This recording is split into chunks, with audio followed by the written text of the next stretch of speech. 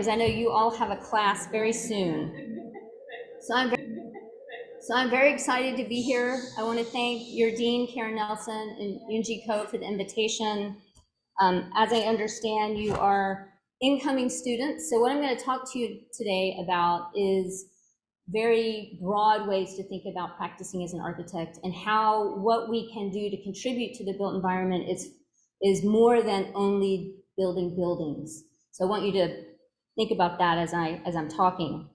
I also titled my lecture, All Environments Are Not Just, and asked for you to consider, what would a just world mean to you? What would it look like?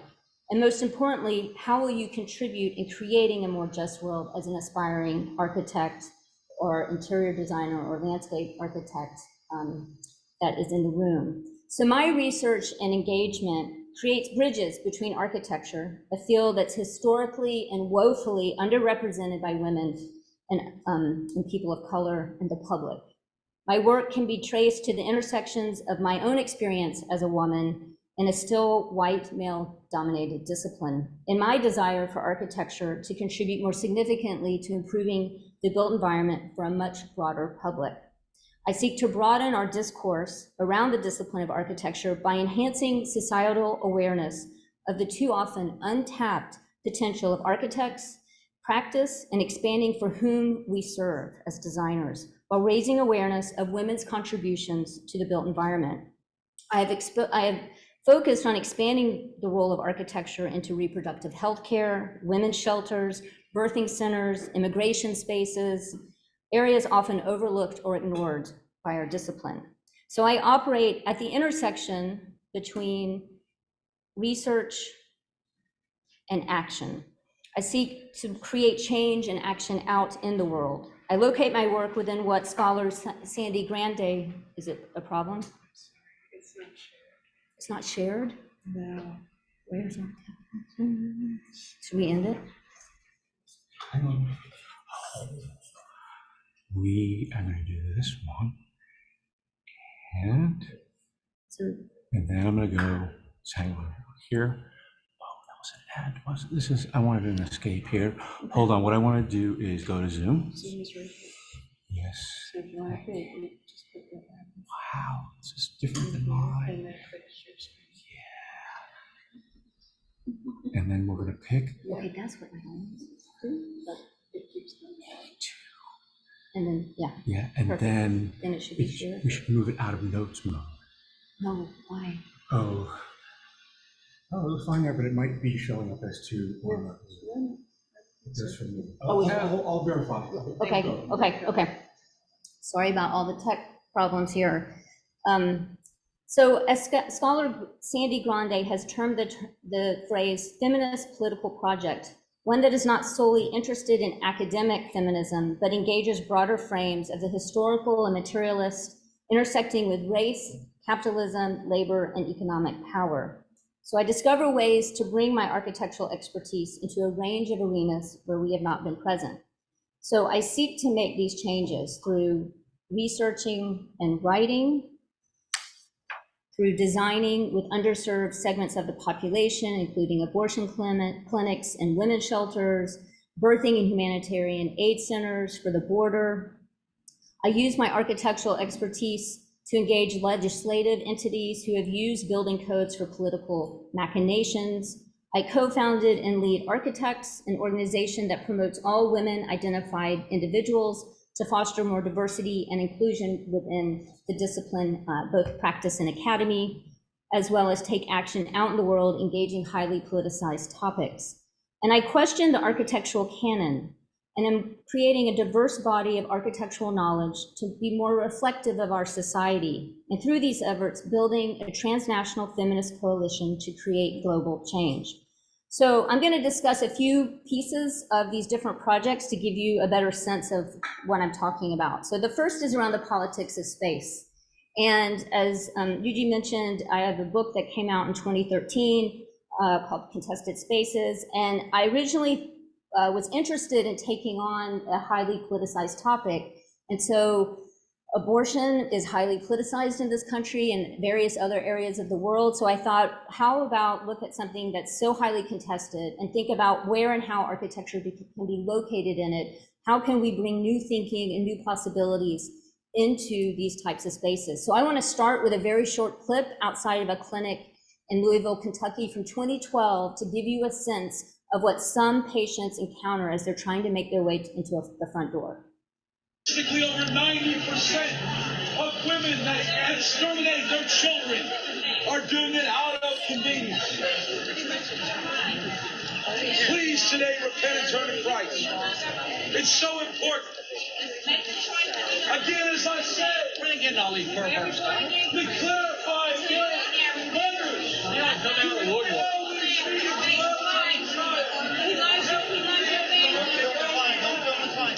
So this happens on a regular basis outside of places like this in the country, where there'll be protesters lined across around the block, and people will have to make their way through that in order to reach the front door. So our Constitution guarantees the right for free speech, for protest, for assembly. So obviously this is legal and should be, and I of course agree with it. But what I'm interested in is how this ideal of our First Amendment actually has an impact on the literal ground and geography that these clinics are located on. So how does this, what is the lived experience for those who are coming into and out of these spaces, given that this remains such a highly politicized and contested issue in our country? So part of this research has engaged mapping, wanting to understand and visualize what access looks like. So this is from the time of publication, so it's not up to date, but it gives you a snapshot. So where you see gray areas are metropolitan zones of 50,000 people or more, where there are clinics, and where you see the sea of white, which is now even more of a sea of white in 2022, are over 89% of the counties in this country with no access to abortion. So it becomes very different when you start to see the geography visually versus reading it textually. Another part of this research, when I started to look at the national level, also required that I look at state levels. So we have states across the country where it's incredibly difficult to access and now actually illegal because of what happened in June. But I had the honor and privilege of interviewing many clinic owners and directors across the country. This is was the clinic in Jackson, Mississippi. It had been the only clinic in that state for many years. And the clinic owner was at the time, and actually it was her clinic that this decision, the Dobbs decision, was based on. So she was incredibly passionate and committed to providing access. So when you start to think about what does access mean and who is accessing it, you need to think about rates of poverty, for example, according to the Guttmacher Institute, which tracks data on reproductive healthcare and reproductive access. Poor women of color with children are seeking access at a much higher rate statistically. So in Mississippi, it's an incredibly poor state. Just to give you a sense, the darker the circle, the poorer the center of it is. So the very center are female head of households with children under 5. So to give you an example, in Jackson, which is the capital where the clinic was located, individual rates of poverty were around 40%, and female head of households were at 74%. So 74% of the population of female head of households with children under 5 are living at or below the poverty level. So this is one of the challenges of accessing care is affordability. Another piece of this is how states are restricting and creating laws to create challenges to access. So in Mississippi, these are at the time of publication, all of the state restrictions that had been implemented and voted on. So for example, public buildings, public hospitals are not allowed to provide this care because the government has said that they can't.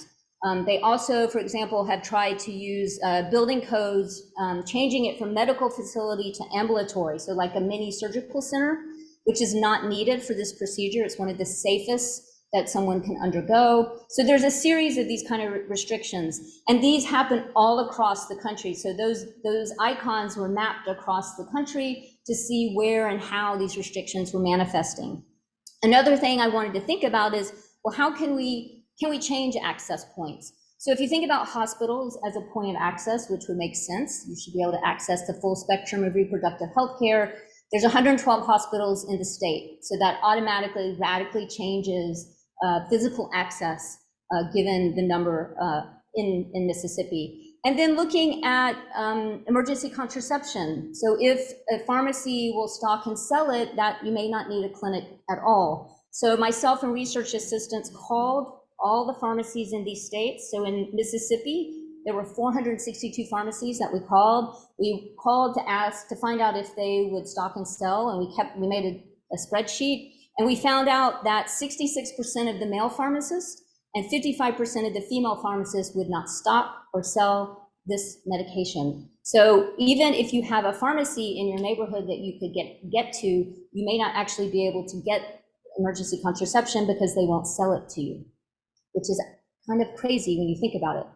Another part of this I was really interested in is how is space legislated? So how does access start to become understood through the judicial system? And I'm going to give you one example, which is, I've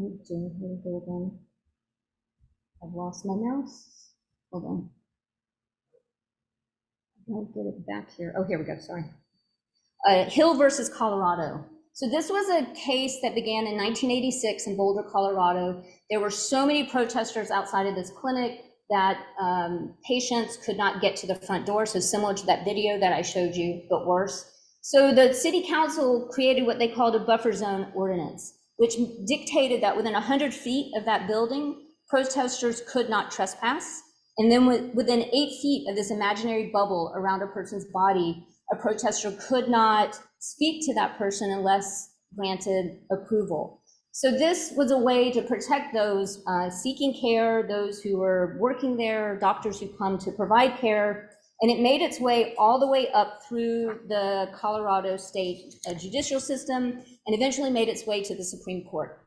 And in 2000, the Supreme Court upheld all of those decisions that said, yes, we need to legislate dimensions around buildings and bodies to provide safety and security for those coming into the clinic. So this sets legal precedent, like literal dimensions that are now a part of law.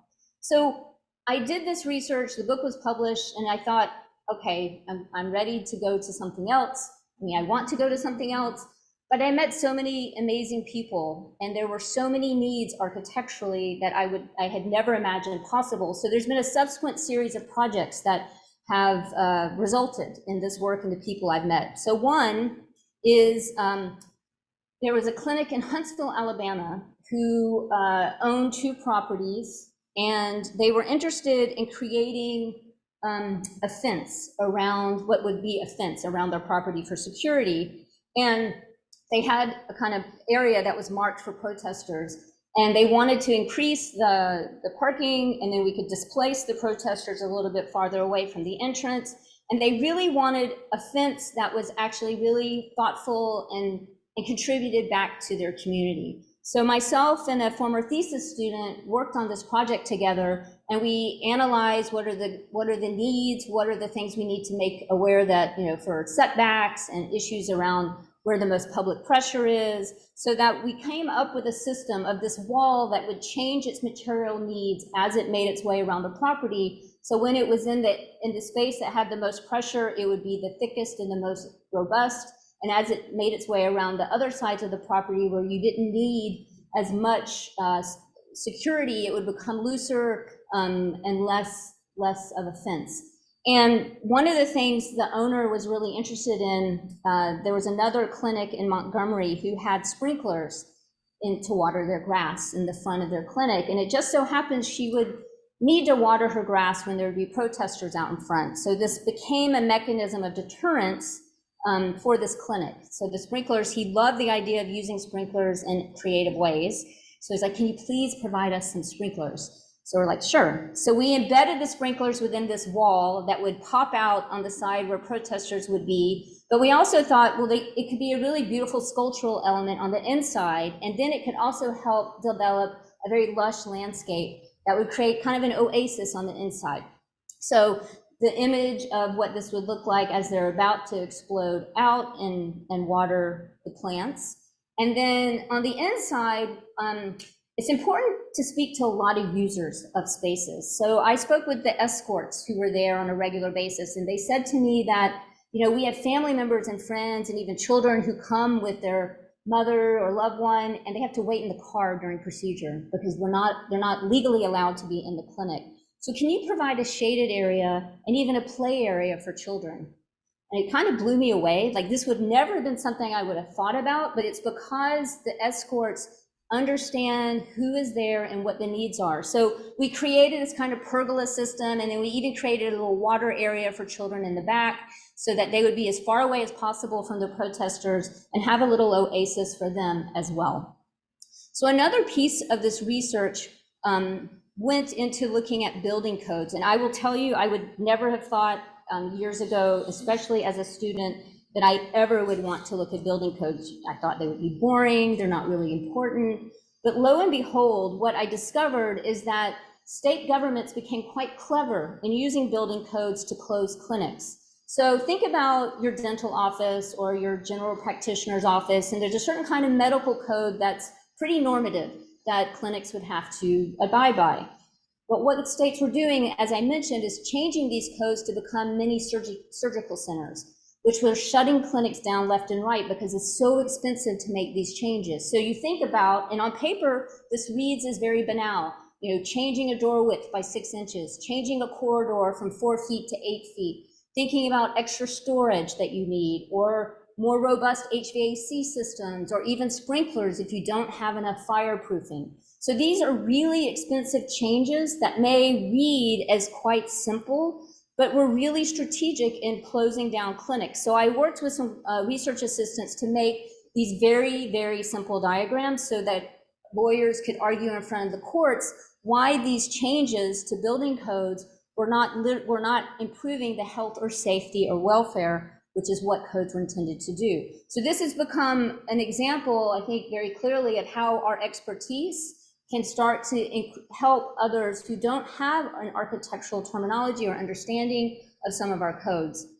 So on another note, and I'll just briefly mention these last few related to this, during Trump's administration, there were pregnant unaccompanied minors coming through the border in the South, and they were asking, they were legally allowed to access abortion. Most often they were assaulted in their route to get to this country. So under the Trump administration, they were trying to make, they were not allowing it, basically. So there was a series of lawsuits, and I wrote an analysis about the spaces of detention where these young women would be held and the spaces of immigration shelters.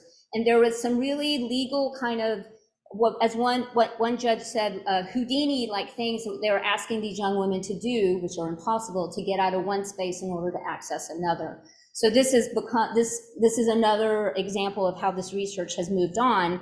And I also want to remind you, during COVID, some states were trying to deem that abortions were not medically necessary healthcare, and so they were making it far more difficult, if impossible, to access during the beginnings of COVID. This raised the alarm of the UN. The UN called out these states, saying that it was basically restricting access to essential healthcare. So this leads us to June 24th of this year with the Dobbs decision, which overturned the federal right in this country to access abortion. This is an incredibly traumatic, life-altering decision. We still are not sure what the trajectory and impact is going to be, but I want to highlight just a few things from the dissent by Justices Breyer, Kagan, and Sotomayor. And they talk about in their dissent that the result of that decision is certain, that it's a curtailment of women's rights and the status as free and equal citizens. I want to say that one more time, that this decision is the curtailment of women's rights and the status as free and equal citizens. They also raise the questions that are yet to be determined about how interstate travel, which we are legally guaranteed under our Constitution, is going to try to be legally restrained. So if you live in Massachusetts where it's legal, or let's say you live in Pennsylvania where we're not sure about its legality after the midterms, and they want to come to your state, the state's going to try and limit their ability to get to your state. So is this legal? What's the future of access across state lines? So just to give you a sense, this is what our country looks like now in terms of the states where abortion is legal. So I often do things before thinking through, and myself and another architect, Jordan Kravitz, decided, well, we got to do something as architects. We can't just sit back. So we put out a call to social media saying if there's any architects that would like to become a part of a database where you want to provide design services in states where abortion remains legal, let us know. So we have had, which is amazing, 36 people from 36 states in the District of Columbia reach out to us. Over 200 architects have signed up, and we're in the process of putting together surveys where we're going to target states where it's going to remain legal. So New Mexico, California, Colorado, and Washington to begin with. And we're talking about like over 3,000 architects combined in these states. So we'll have a much more robust list in the states where we know elections aren't going to change things. So another mechanism of taking action and trying to corral our design discipline and people to make a difference.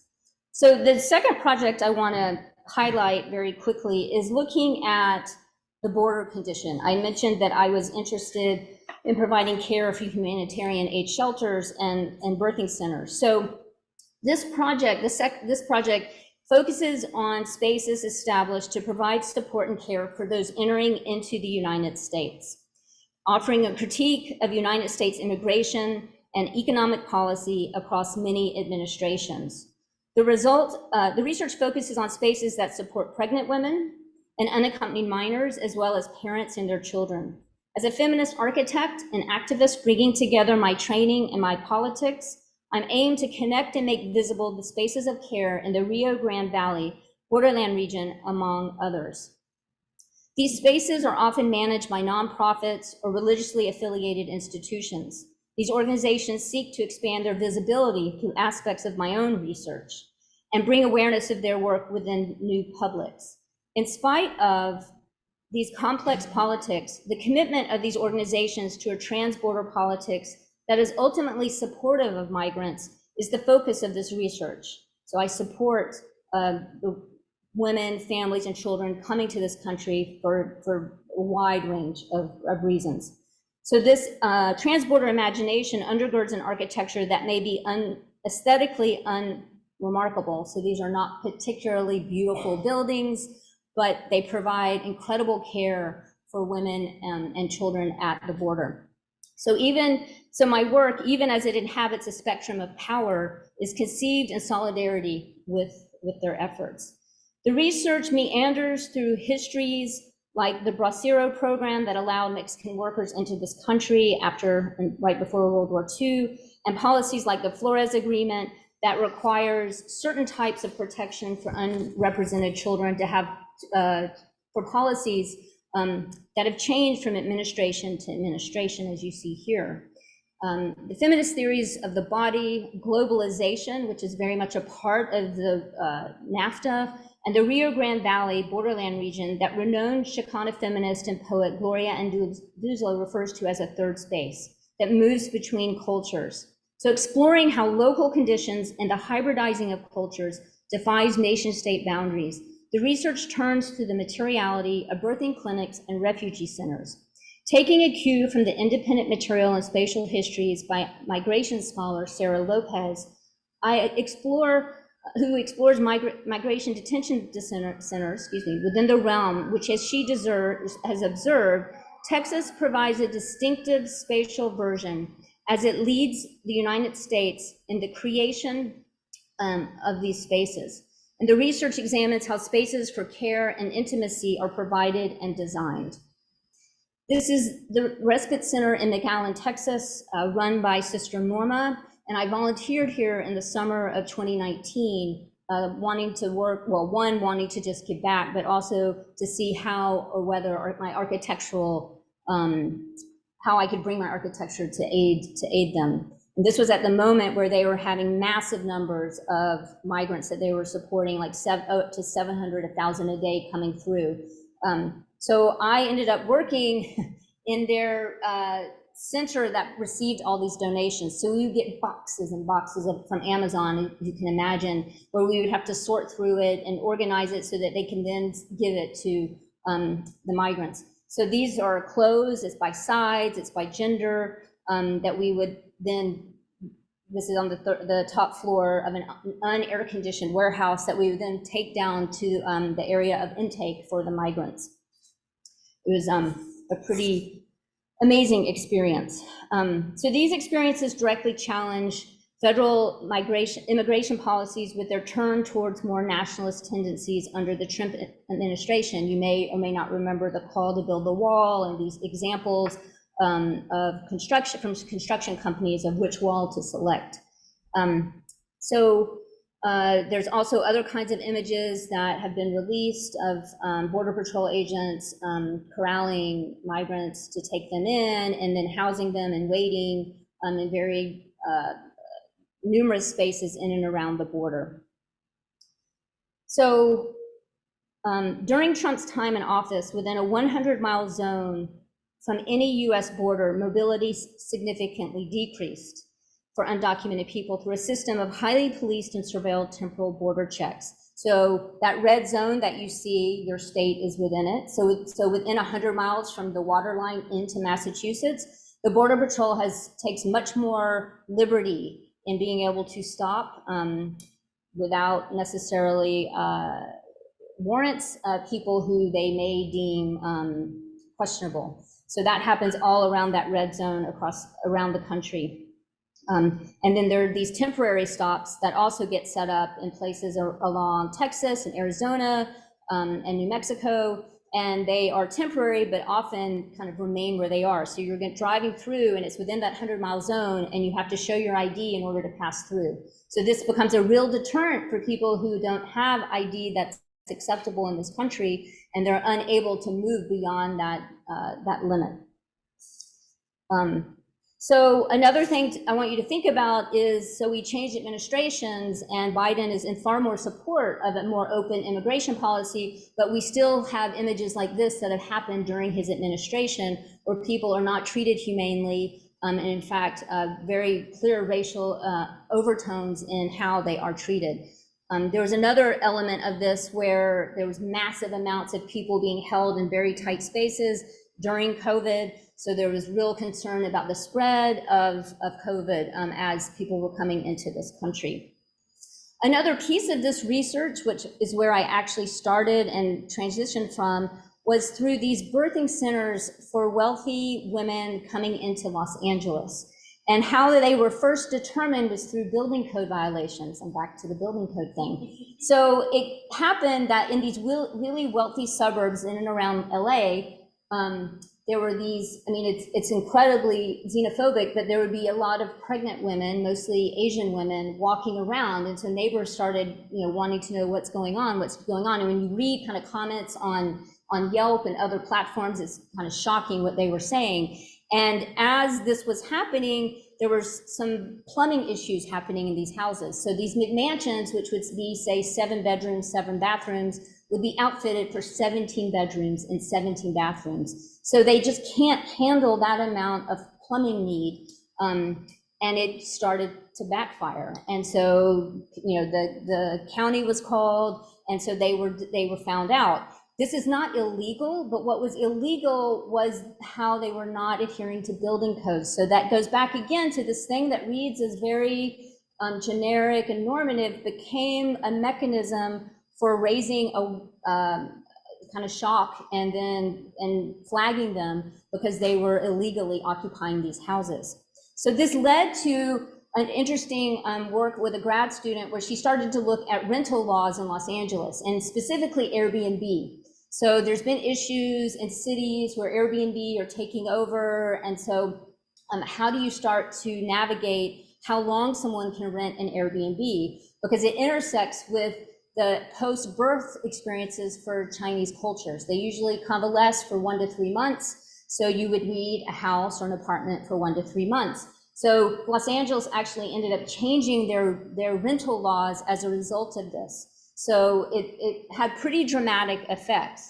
And some of these locations were in apartment complexes, and they would just take over a wing of the complex. There'd be a whole suite of kitchens because it's also providing food and nurseries. So we went through and kind of just brainstormed what would that look like in some of these very normative apartments.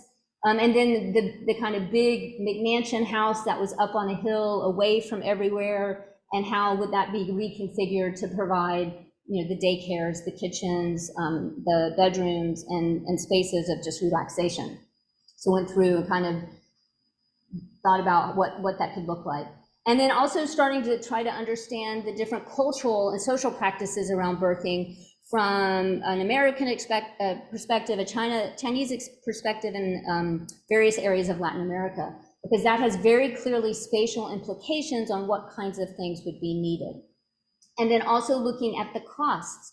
So as I mentioned, it was primarily wealthy women from China coming to Los Angeles, and this could cost anywhere from $25,000 to $40,000 to have this pregnancy, to give birth and stay in this country, so your child has American citizenship. So this is not an inexpensive commitment that these families are going through.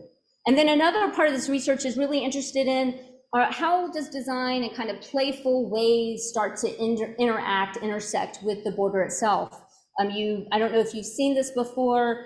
This is with Fratello and Rao. They created this teeter-totter kind of experience along the border. There's some really amazing drone footage. I encourage you to look at it as a way to bring both sides together through this fence. And another part of this research is looking at security, the security apparatus and surveillance apparatus of our borders. So from people on the ground to surveillance cameras, and then looking at where and how surveillance cameras and drones get placed throughout the desert, because the desert has become the place where so many are trying to cross undetected. And so trying to understand the range of some of this technology within this very vast, but so many people have died because of the issues of heat and lack of water and resources. So doing some drawings to try and understand and create an idea of what that kind of impact would have. And then there's also vigilantes at the border who take security and surveillance into their own hands, which there's many different variations of this. And then as well, very often you will see once people cross, they have this ankle bracelet that they have to wear until they eventually have their court case. And this becomes another form of a kind of micro surveillance that's on their body all the time.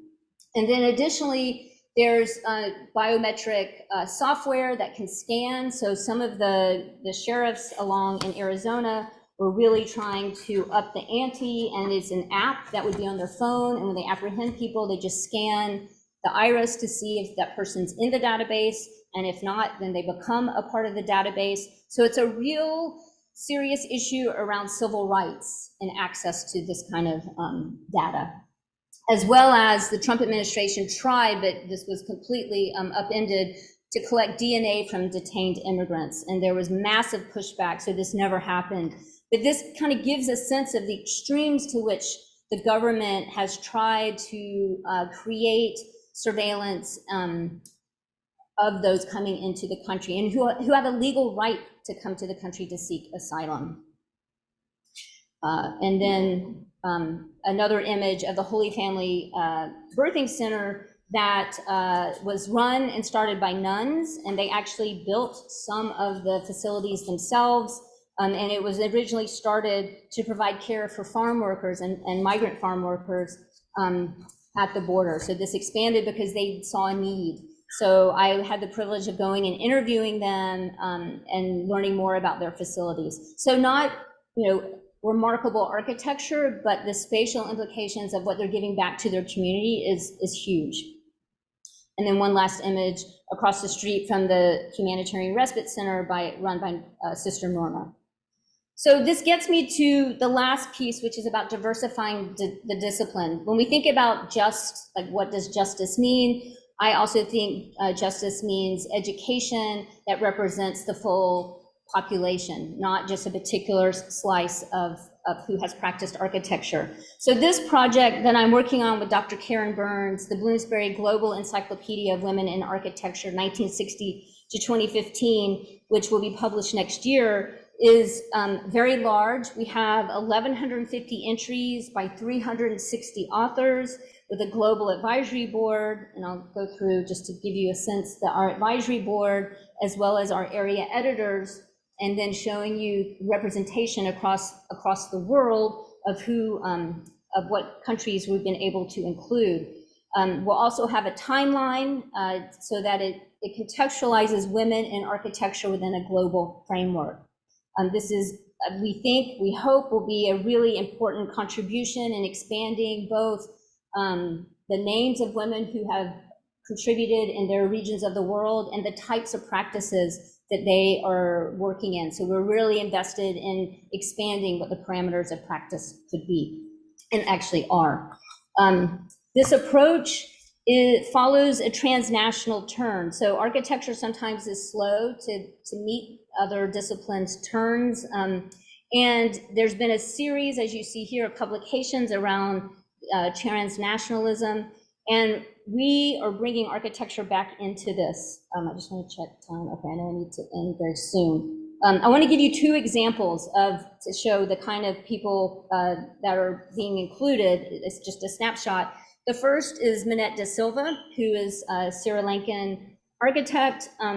She became the first woman from the island of Sri Lanka to practice architecture professionally. And she credits her mother's involvement in the related arts and crafts movement with her own interest in reviving the arts and crafts in an architectural practice. And her studies were interrupted, but with regulations that allowed Indian students to make their way to the UK, she enrolled in the AA. So these are some ways that we're trying to expand how we think about modes of practice. We also include Yasmin Lari, who had incredibly prolific career prior to beginning to do nonprofit work and to work on sustainable ecological construction systems. There's also issues around geopolitics, as you can imagine. We've had to negotiate a lot of different ways that we thought countries should be located compared to those who live there think very differently, and to respect the way they understand their country in relationship to geopolitics. And more recently, I think a very clear example is with the war in Ukraine. Our Russian and former Soviet editors had talked about, we just finished this as the war had started, and that they felt like the entire section seems a last performance of normal because the Iron Curtain's falling down and they can no longer access and reach out to their collaborators in Ukraine. So there's real significance in architectural knowledge and the creation of this knowledge when we have the wars going on. It's building an incredible network across the globe that we really want to harness and continue once we publish. And I want to just show you a few images from the BSA. Please, if you haven't gone to see the show, I'm so pleased with how it turned out. We are interested in letting people know about what our discipline has been doing in terms of advocacy, representation with the workplace and the academy.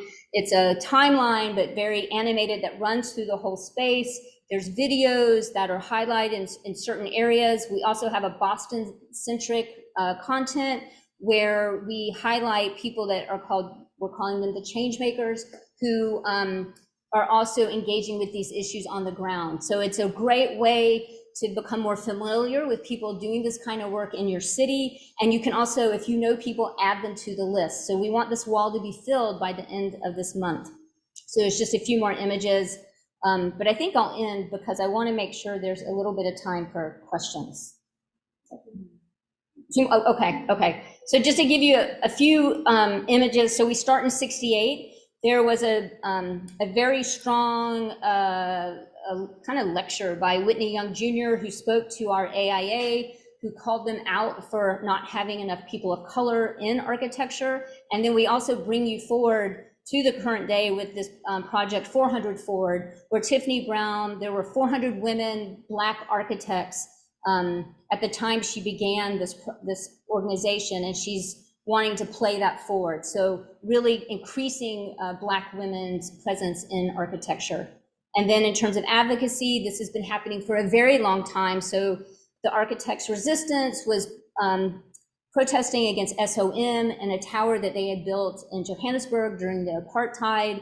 And then an example in New York, where Oglad for lesbian, gay, and bisexual created a map of New York of all of the gay safe spaces in the late 90s.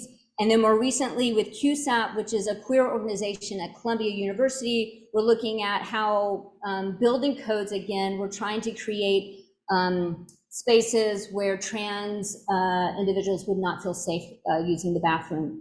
And then in the academy, recently, there was a book published by Sharon Edrata Sutton about her days as a student, graduate student at Columbia, when there was a lot of organizing that had gone on, and Columbia changed their policies and really embraced and created a much more diverse student body. And the last thing I want to highlight is the Architecture Lobby, which is an organization started in 2013 to create more fair workplace policies for architects, for better pay, and more support. So I will end with and open it up for questions. Oh, thank you.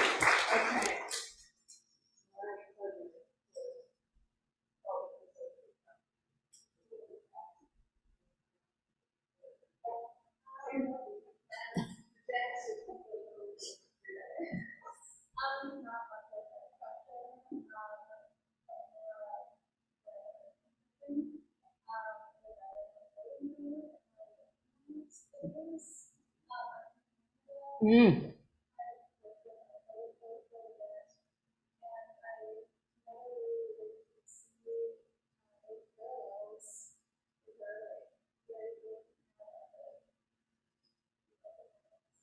Yeah. So,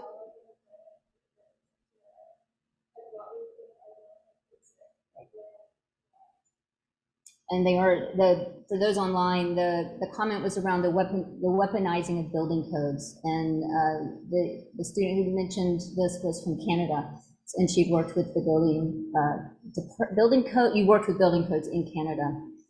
Part of the book does include Canada, but I didn't include it for brevity, I guess.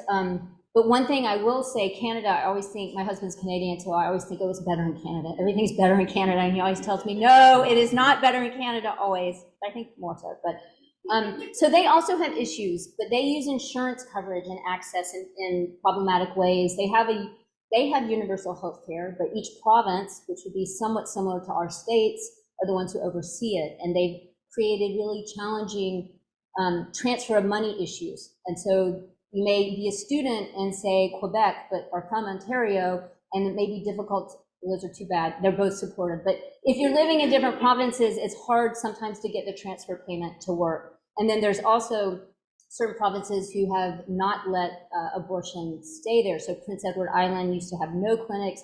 And currently, I was just at Waterloo a few weeks ago in Ontario, and they said New Brunswick now is a province that has no access. So it's a different scale, but kind of related ways that things are being manipulated. But their access point is more through hospitals than clinics.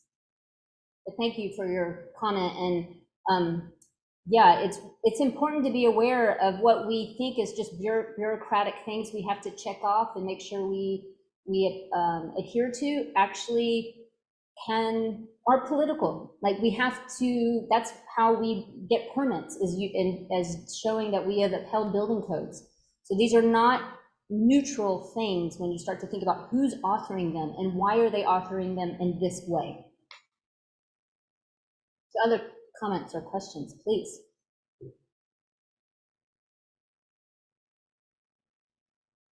Yes.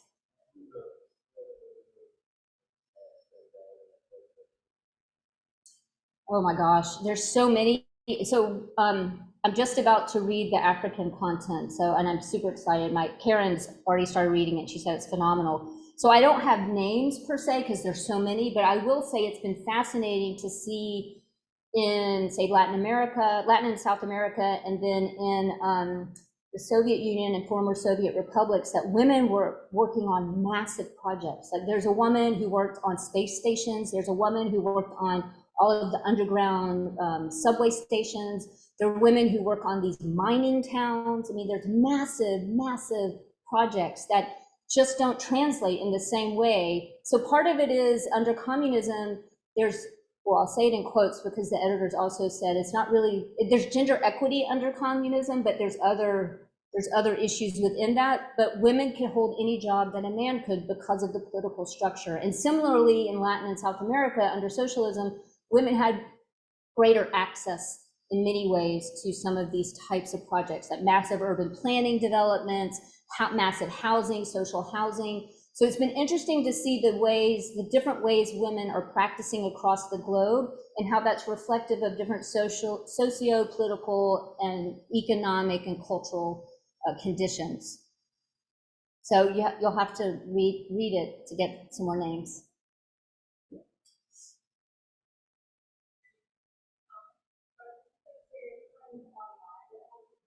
Oh, okay, really dear.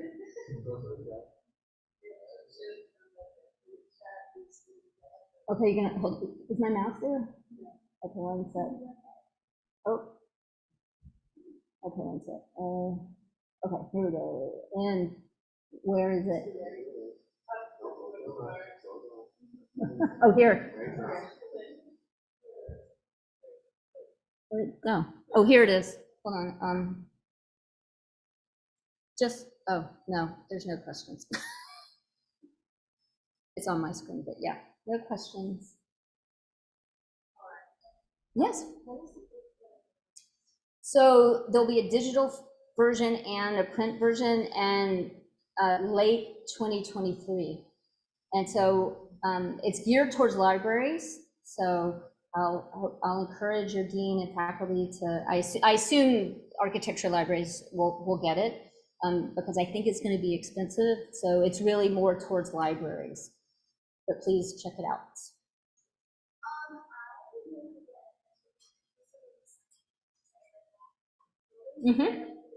No, definitely not too late. So you could just have them email me. That would be great, please. Thank you. Oh, sure. Any other questions right now or comments?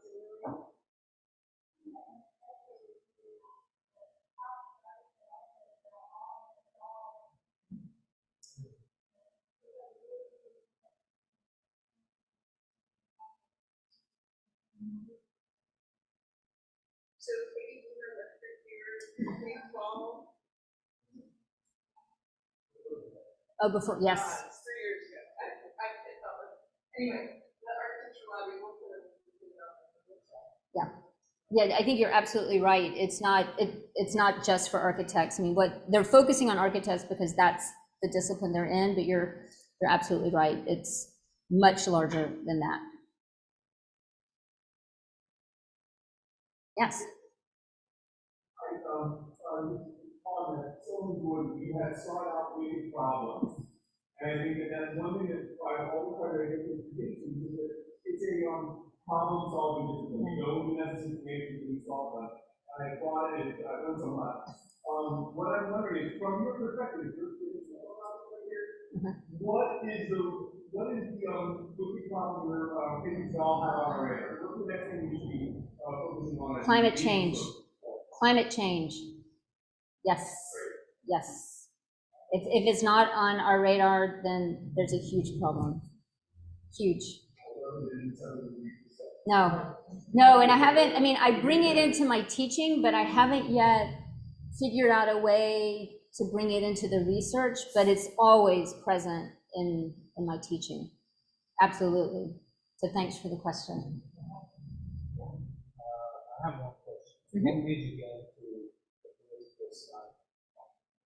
Great. So the question is, why did I get into the political side of architecture? So I entered architecture school because I wanted to impact people's lives, but I didn't really know what that meant or the scale that I really wanted to do that at.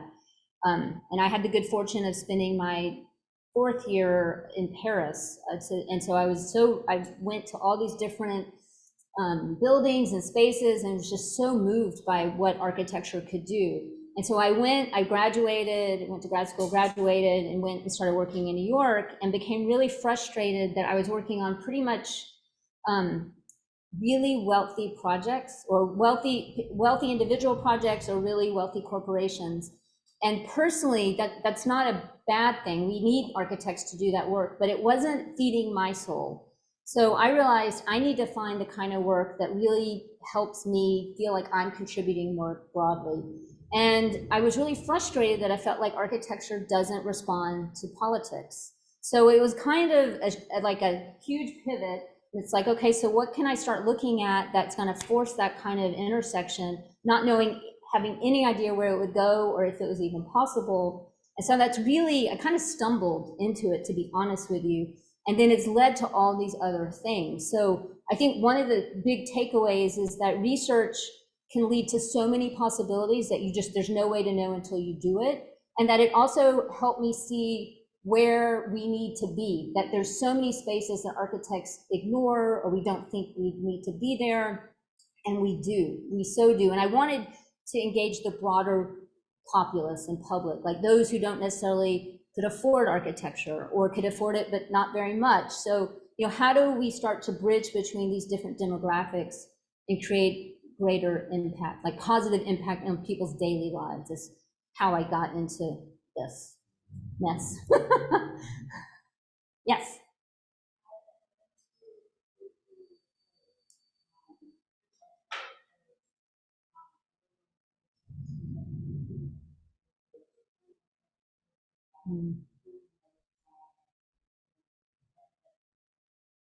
Well, thank you. I mean, I have to say especially the work at the border. So I was going and doing interviews, and it wasn't that I thought, like, I wasn't going down there to create work, but it was more like just to understand it more. But that's also led to other types of possibilities that I haven't included here. Like the birthing center needed some design work. I tried to get a Texas architect to do it, could not find one. So, once again, my former thesis student and I did it. It's like, okay, it's not a lot. So that's the other thing is, they needed a different floor plan for their patient facilities. We can do that. And it was fun. And then with the humanitarian shelter, like they needed major help rethinking organization and spatial flow. So like these things pop up just because you're there, because you start to think as an architect and you see, wow, they really need help with this, or they need help with that. So I think I think that would happen. I think you'll be surprised at how often that can happen once you get out there. There is a question online. Did I face any threats or challenges while working on projects like these? As a designer, we want to contribute, but there are so many factors that slow down the process. That's very true. I can't say I have received some threats. I have been on Breitbart News several years ago because of some of the abortion work. And I've had a few trolls, but nothing like seriously scary. But I do think, given the current state of this country and the kind of hyper polarization, I don't know if that will continue to not face threats. I think, especially given where abortion lies and access in this country, I would not be surprised if somehow that may be ramping up a bit. But I think for me, it's an ethical decision, and I am willing to put myself on the line there. And I will say, and I'm sorry I didn't say this earlier, so I have the privilege of being located in the academy. I also teach, so I'm not reliant on clients for a source of income. So for example, we just brought in for a studio talk this architect, Stephen Yablin in New York, who designed a Planned Parenthood in Queens. It was a beautiful Planned Parenthood. It got a design award. But he said that there's been fallout because he had applied for certain hospital projects, and the board of one hospital said, we don't want to work with you because the kind of work that you take on.